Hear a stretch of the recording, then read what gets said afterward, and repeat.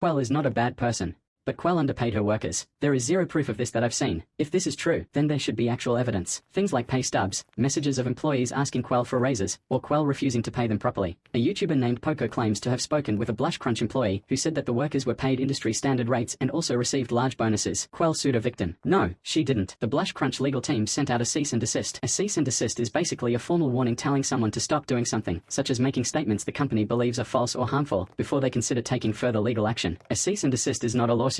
Nobody is being sued simply because they received one. Quell did not personally send this. It was sent by the legal team for Blush Crunch, whose job is to protect the company and its interests. Quell also said in her latest statement that she told the legal team not to send things like that going forward because she never intended to silence a victim. Quell overworked a cancer patient. There is no evidence I've seen that proves this. The main piece of evidence being shown is a screenshot from Joji, where Joji is being very rude to Quell about why she hadn't sent condolences to someone they both knew who had been diagnosed with cancer. Quell says directly in the screenshot that she didn't know about the diagnosis and that she doesn't appreciate Joji constantly viewing her as a bad person. As a matter of fact, in every screenshot I've personally seen of Quell speaking, she has been incredibly kind and respectful. But I digress. The point is, if we are going to make serious accusations about someone, there should be actual evidence behind those accusations. Well, if she stepped down, that must mean she knows she did something wrong. I don't believe that's the case. In my opinion, I think Quell stepped down for her own mental health. People were relentlessly attacking her, spreading claims about her, and making things up constantly. She's reportedly received unlived threats, been doxxed, and had an incredible amount of attention directed toward her. At some point, stepping away from the situation may simply have been the healthiest thing she could do. She also may have stepped down to protect the other people on her team from being targeted in the same way. Stepping down doesn't automatically mean someone is admitting they did something wrong. Sometimes it just means they're exhausted and don't want to keep putting themselves or the people around them through it. Her only crime was trusting someone she considered a friend for too long, something she has already addressed and apologized for in the past.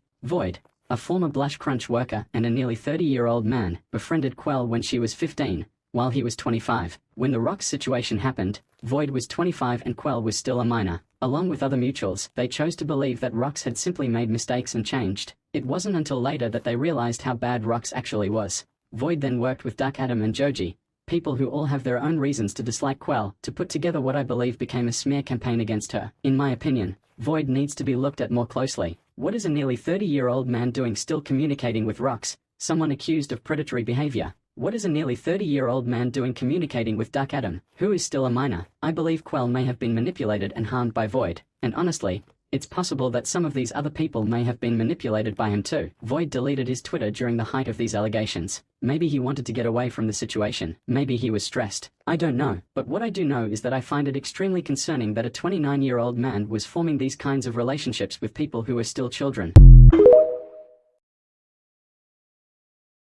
You guys are probably not going to like this video, and I am sorry, but I genuinely don't understand what Quell has to privately apologize for. The people speaking out are victims of Rox, not victims of Quell. Quell was also a victim of Rox. She was manipulated by someone she trusted and believed was her friend. She was young, she was inexperienced, and she was being influenced by someone she trusted.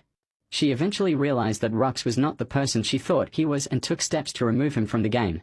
Quell has also publicly addressed and apologized for the Rox situation multiple times. She has acknowledged the things she believes she could have handled differently and has taken accountability for those mistakes. I think it's important to remember that Quell can be both someone who made mistakes and someone who was genuinely manipulated and harmed by Rox. So when people talk about the victims of Rox, I don't understand why Quell's victimhood is completely left out of that conversation, or why she is still being expected to privately apologize to people who were victims of Rox rather than victims of her.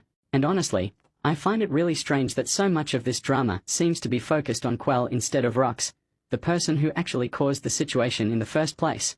I obviously can't say for certain why that's happening, but to me, the way Quell is being singled out feels like it may be rooted in misogyny. It's especially frustrating to see a young woman being scrutinized over every mistake she made, while the person who manipulated her seems to receive far less of that same energy.